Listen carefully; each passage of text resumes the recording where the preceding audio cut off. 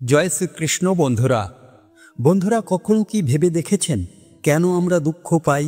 কেন আমাদের জীবন উদ্বেগ, ভয় এবং হতাশায় ভরে থাকে? আমরা সুখের সন্ধানে ছুটে চলি, অথচ দুঃখ আমাদের চারপাশটা ঘিরে ধরে।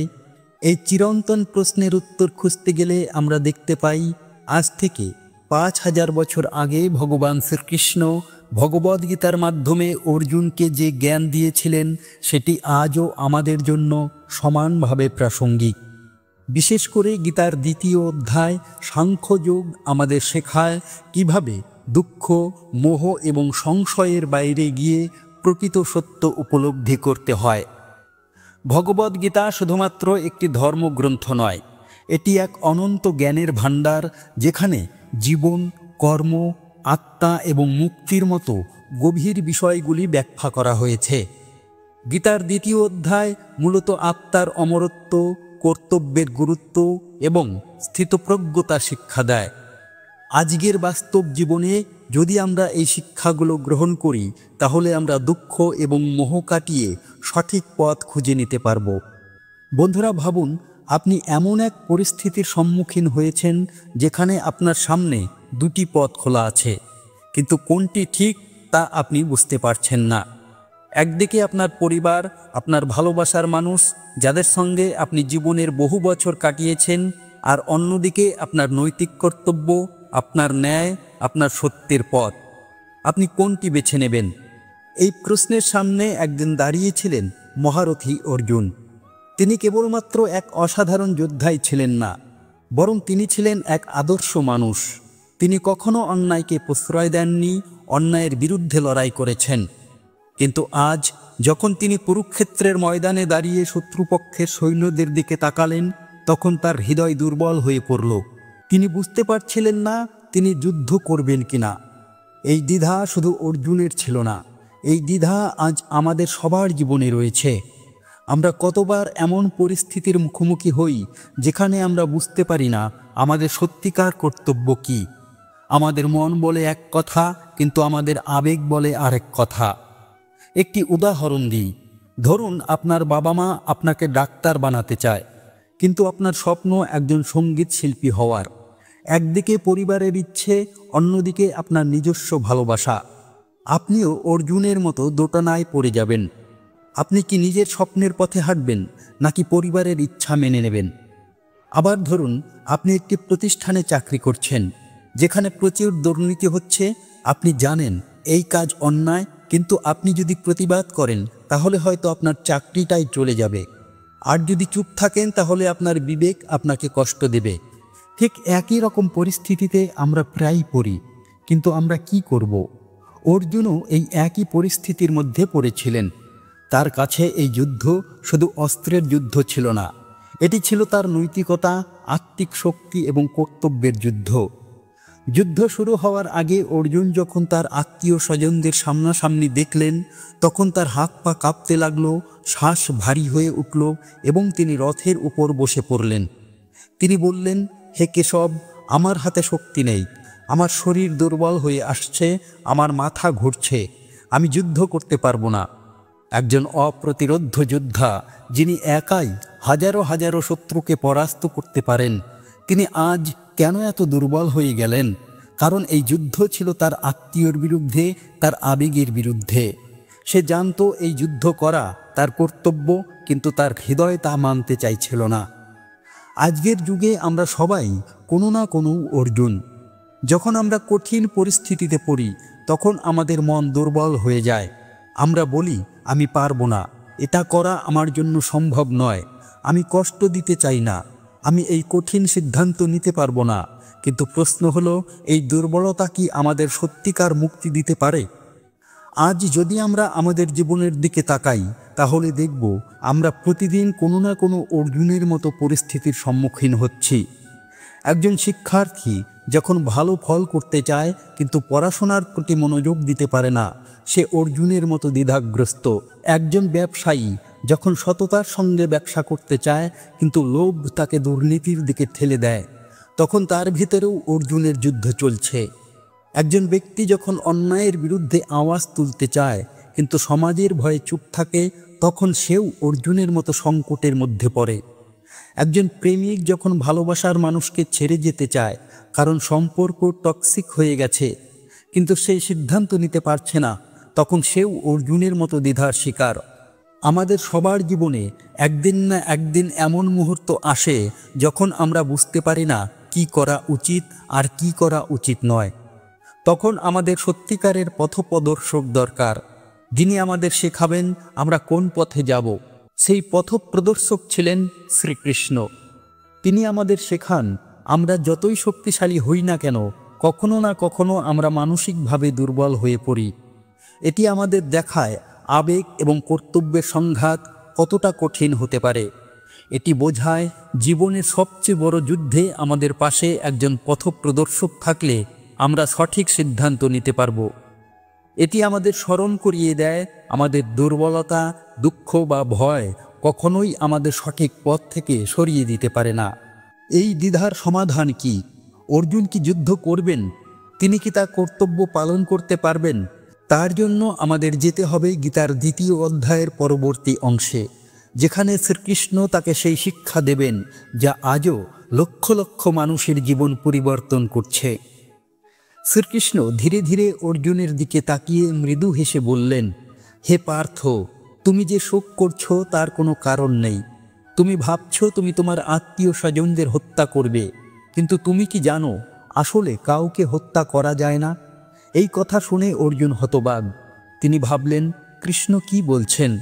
কৃষ্ণ ব্যাখ্যা করলেন, এই শরীর ক্ষণস্থায়ী, কিন্তু আত্মা চিরন্তন। আত্মা কখনো জন্ম নেয় না, কখনো মরে না। শরীর পরিবর্তন হয়, ঠিক যেমন তুমি পুরনো কাপড় বদলিয়ে নতুন কাপড় পরো, তেমনি আত্মাও পুরানো শরীর ত্যাগ করে নতুন আরেকটি শরীর ধারণ করে। এখন ভেবে দেখো, আমরা প্রতিদিন কত ছোটোখাটো বিষয় নিয়ে কষ্ট পাই। আমরা চেহারা নিয়ে চিন্তা করি, অর্থ নিয়ে দুশ্চিন্তা করি, আমাদের গাড়ি, বাড়ি, পোশাক সবই আমাদের পরিচয় বলে ভাবি, কিন্তু এই সবই একদিন শেষ হয়ে যাবে। তাহলে কেন আমরা এই ক্ষণস্থায়ী জিনিস নিয়ে এত চিন্তিত থাকি? একটি শিশু যখন জন্মগ্রহণ করে তখন সে কাঁদে, কিন্তু তার বাবা মা হাসে। আবার যখন কেউ মারা যায় তখন তার প্রিয়জনেরা কাঁদে, কিন্তু প্রকৃতি শান্ত থাকে, কারণ প্রকৃতি জানে এই মৃত্যু শুধু শরীরের, আত্মার নয়। আজ তুমি যদি তোমার অতীতের দিকে তাকাও, তাহলে দেখবে তোমার শৈশব কেটে গেছে, তোমার কৈশোর হারিয়ে গেছে, তোমার আজকের চেহারা 10 বছর পর আর থাকবে না, কিন্তু তবুও তুমিই আছো। তুমি কি একদিনও ভেবে দেখেছো এই পরিবর্তনের মধ্যে তুমি কেমন করে একই ব্যক্তি রয়ে গেলে? এই কারণেই শ্রীকৃষ্ণ বলেছেন, সত্যিকার আমি হলো আত্মা, শরীর নয়। তাই তোমার চেহারা, গাড়ি, বাড়ি, নাম, খ্যাতি এসব কিছুই তোমার সত্যিকারের পরিচয় নয়। তাই এগুলো হারিয়ে গেলেও তুমি কখনো হারিয়ে যাবে না। শ্রীকৃষ্ণ বললেন, হে অর্জুন, তুমি একজন ক্ষত্রিয়, তোমার জন্মই হয়েছে ধর্ম রক্ষার জন্য। যদি তুমি এই যুদ্ধে পিছিয়ে যাও, তাহলে তুমি তোমার কর্তব্য থেকে বিচ্যুত হবে। এই কথার অর্থ কি? এটা কেবল অর্জুনের জন্য নয়, আমাদের সকলের জন্য সত্য। আজ আমরা অনেকেই এমন অবস্থার সম্মুখীন হই যখন আমাদের আবেগ আমাদের কর্তব্যের পথে বাধা হয়ে দাঁড়ায়। মনে করো একজন ডাক্তার অপারেশন থিয়েটারে গেছে, যেখানে তার নিজের প্রিয়জন রোগী। সে কি করবে? আবেগের কারণে অপারেশন না করে রোগীকে মরতে দেবে, নাকি সে তার কর্তব্য পালন করবে? একজন সৈনিক যদি যুদ্ধক্ষেত্রে নিজের বন্ধুকে দেখে কাঁদতে শুরু করে, তাহলে সে যুদ্ধ জিততে পারবে না। একজন শিক্ষক যদি ছাত্রদের প্রতি আবেগপ্রবণ হয়ে শুধু নম্বর বাড়িয়ে দেয়, তাহলে সেই ছাত্র ভবিষ্যতে কিছুই শিখতে পারবে না। আমাদের আবেগ থাকা উচিত, কিন্তু কর্তব্যের ক্ষেত্রে আবেগ কখনো বাধা হওয়া উচিত নয়। শ্রীকৃষ্ণ অর্জুনকে বললেন, কর্মণ্যে বাধিকারস্তে মা ফলেষু কদাচন, অর্থাৎ তোমার অধিকার শুধু কর্ম করার উপর, ফলের উপর নয়। এখন ভেবে দেখো, আমরা প্রতিদিন কত চিন্তা করি, পরীক্ষায় ভালো নাম্বার পাবো তো, আমার ব্যবসা লাভজনক হবে তো, আমি যদি ভালোবাসা দিই সে কি আমাকে ভালোবাসবে? কিন্তু কৃষ্ণ বলেছেন, এগুলো নিয়ে চিন্তা করো না, তুমি শুধু তোমার কর্ম করো। একজন কৃষক যদি সারাদিন চিন্তা করেই কাটিয়ে দেয় যে আমি ফসল পাবো তো, কিন্তু সে যদি চাষ না করে, তাহলে সে কিভাবে ফসল পাবে? একজন শিল্পী যদি কেবল তার ছবির দাম কত হবে তাই নিয়ে চিন্তা করে, তাহলে সে কি ভালো ছবি আঁকতে পারবে? তাই আমাদের কাজ করতে হবে নিষ্ঠা এবং একাগ্রতার সঙ্গে, কিন্তু তার ফল নিয়ে দুশ্চিন্তা করা আমাদের কাজ নয়। আমরা যদি আমাদের চারপাশের সফল ব্যক্তিদের দিকে তাকাই, তাহলে দেখব তারা কখনোই শুধু ফলের পেছনে ছুটে যাননি, তারা শুধু তাদের কাজ করে গেছেন।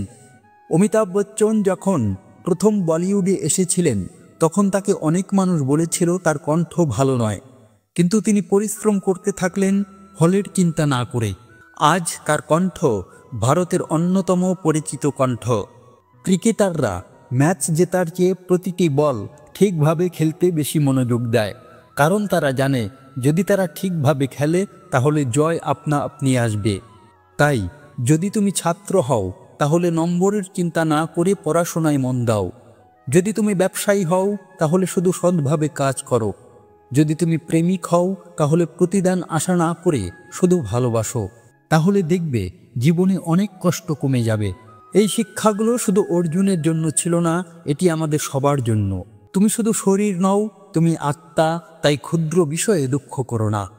তোমার কর্তব্য তোমার আবেগের উপরে রাখতে শেখো। তোমার কাজ করো, কিন্তু ফল নিয়ে চিন্তা করো না। এই শিক্ষাগুলো যদি আমরা আমাদের জীবনে প্রয়োগ করি, তাহলে আমাদের সমস্ত দ্বিধা ও কষ্ট দূর হয়ে যাবে। কুরুক্ষেত্রের রণভূমিতে যখন অর্জুন গভীর দ্বিধায় পড়েছিলেন, তখন শ্রীকৃষ্ণ বললেন, কর্মণ্যেবাধিকারস্তে মা ফলেষু কদাচন। অর্থাৎ তোমার অধিকার শুধু কর্ম করার উপর, কিন্তু তার ফলের উপর নয়। কখনোই কর্মফলের আশা করো না, এবং কর্ম না করার প্রতি তোমার আসক্তি যেন না থাকে। এই একটি শ্লোক আমাদের জীবন বদলে দেওয়ার মতো, কিন্তু এর গভীর অর্থ বোঝার জন্য আমাদের বাস্তব জীবনের কিছু চিত্রের দিকে তাকাতে হবে। আমরা প্রতিদিন আমাদের কাজ করি, কিন্তু সবসময় একটা জিনিস মাথার মধ্যে ঘুরতে থাকে, আমি যদি ভালো রেজাল্ট না পাই, আমি যদি পরীক্ষায় ফেল করি, আমার ব্যবসা যদি লস করে, আমি যদি ভালোবাসা দিয়ে প্রতিদান না পাই। এই ধরনের চিন্তাগুলো আমাদের মনের মধ্যে কেবল হতাশা এবং ভয় সৃষ্টি করে, আমাদের কাজের প্রতি একাগ্রতা নষ্ট করে। ফলে আমরা ঠিকভাবে কাজ করতে পারি না এবং সত্যিকারের উন্নতিও হয় না। তাহলে আমাদের কি করা উচিত? কৃষ্ণ বলছেন, আমাদের শুধু কাজ করতে হবে, কিন্তু ফলের চিন্তা ছেড়ে দিতে হবে। এখন এই শিক্ষাকে যদি আমরা বাস্তব জীবনে প্রয়োগ করি, তাহলে কিভাবে এটি আমাদের সাহায্য করতে পারে? একজন ছাত্র পরীক্ষার আগে প্রচণ্ড টেনশনে থাকে। সে ভাবে, আমি যদি ফেল করি, আমার নম্বর ভালো না হলে বাবা মা কি বলবে? কিন্তু সে যদি শুধু পড়াশোনার ওপর মনোযোগ দেয়, শুধু শেখার আনন্দ উপভোগ করে, তাহলে তার পড়াশোনা অনেক বেশি কার্যকর হবে। একজন ভালো ছাত্র কখনো নম্বর নিয়ে চিন্তা করে না, সে শেখার প্রতি আসক্ত থাকে, তাই সে সহজেই সাফল্য পায়। একজন ব্যবসায়ী যখন শুধু লাভের কথা ভাবে, তখন সে শর্টকাট নিতে চায়, ঠকানোর কথা ভাবে, অর্থাৎ অসৎ পদ্ধতি গ্রহণ করে। কিন্তু যে ব্যবসায়ী শুধু ভালো পণ্য তৈরি করার দিকে মনোযোগ দেয়, গ্রাহকদের সন্তুষ্ট করার কথা ভাবে, সে আস্তে আস্তে বড় হয় এবং তার ব্যবসাটি টিকে যায়।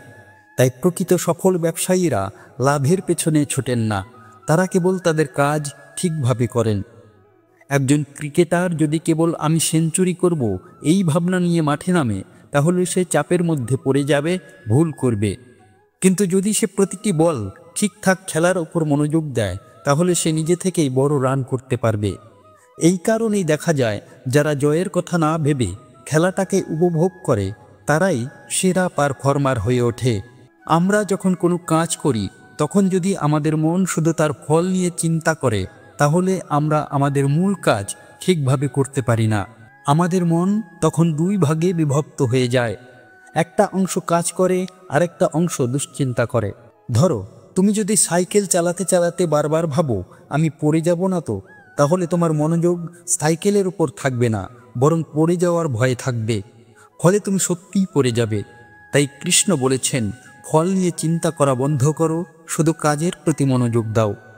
ফলের চিন্তা ছাড়ার মানে কি অলস হয়ে যাওয়া? অনেকেই ভাবে, যদি আমরা ফলের কথা না ভাবি, তাহলে কি আমাদের কোনো লক্ষ্য থাকবে না? তাহলে কি আমরা কোনো উন্নতি করতে পারবো না? না, কৃষ্ণ এখানে অলসতার কথা বলেননি। তিনি বলছেন না যে তুমি লক্ষ্যহীন হয়ে যাও। তিনি বলছেন, তুমি তোমার কাজ নিষ্ঠার সাথে করো, কিন্তু ফল নিয়ে দুশ্চিন্তা করো না। একজন কৃষক যদি শুধু চিন্তা করে ফসল ভালো হবে তো, কিন্তু চাষ না করে, তাহলে কি ফসল আসবে? না, তাকে শুধু চাষের কাজে মন দিতে হবে, আর ফল প্রকৃতি আপনা আপনি দেবে। একজন শিল্পী যদি তার আঁকা ছবির দাম কত হবে তা নিয়ে চিন্তা করতে থাকে, তাহলে সে ভালো ছবি আঁকতে পারবে না। কিন্তু যদি সে শুধু শিল্পের প্রতি মনোযোগ দেয়, তাহলে তার শিল্প এমনিতেই বিখ্যাত হয়ে যাবে। এখন প্রশ্ন হলো, আমরা কিভাবে আমাদের জীবনে এই শিক্ষা বাস্তবায়ন করতে পারি? নিজের কাজের প্রতি ভালোবাসা তৈরি করো। যখন তুমি যা করছো তা ভালোবাসতে শুরু করবে, তখন ফলের চিন্তা আপনা আপনি কমে যাবে।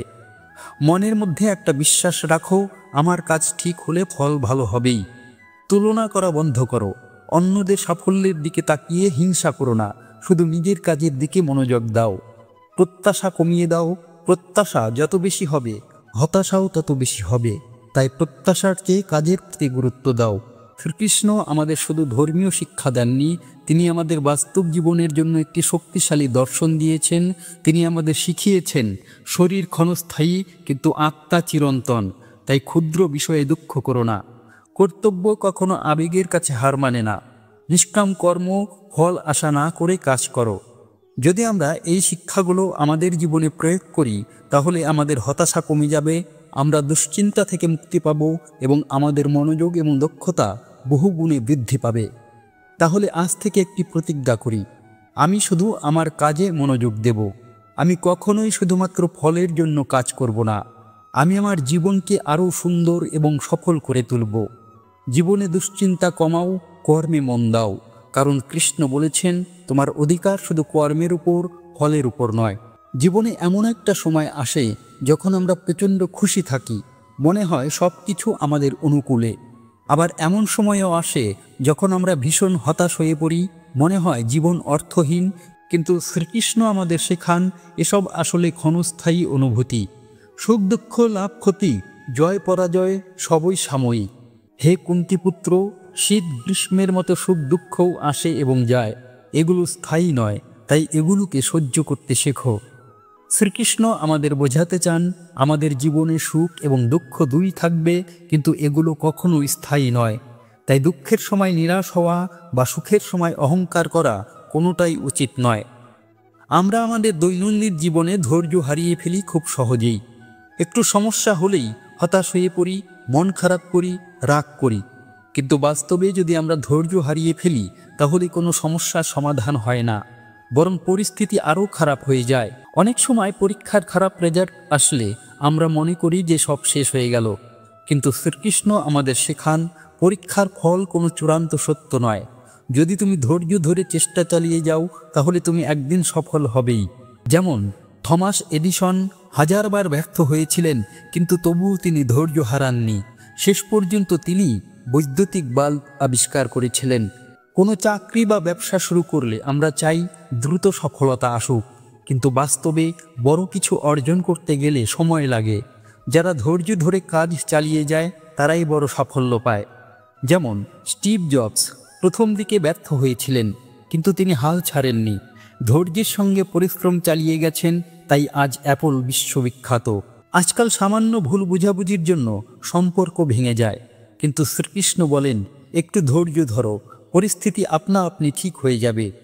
যদি আমরা রাগের মুহূর্তে কিছু না বলি, ধৈর্য ধরে পরিস্থিতি সামলাই, তাহলে সম্পর্ক টিকে যায়, ভালোবাসা বাড়ে। আমরা যখন খুশি থাকি তখন মনে হয় এই সুখ চিরস্থায়ী। আবার যখন দুঃখ পাই তখন মনে হয় জীবনটাই অর্থহীন।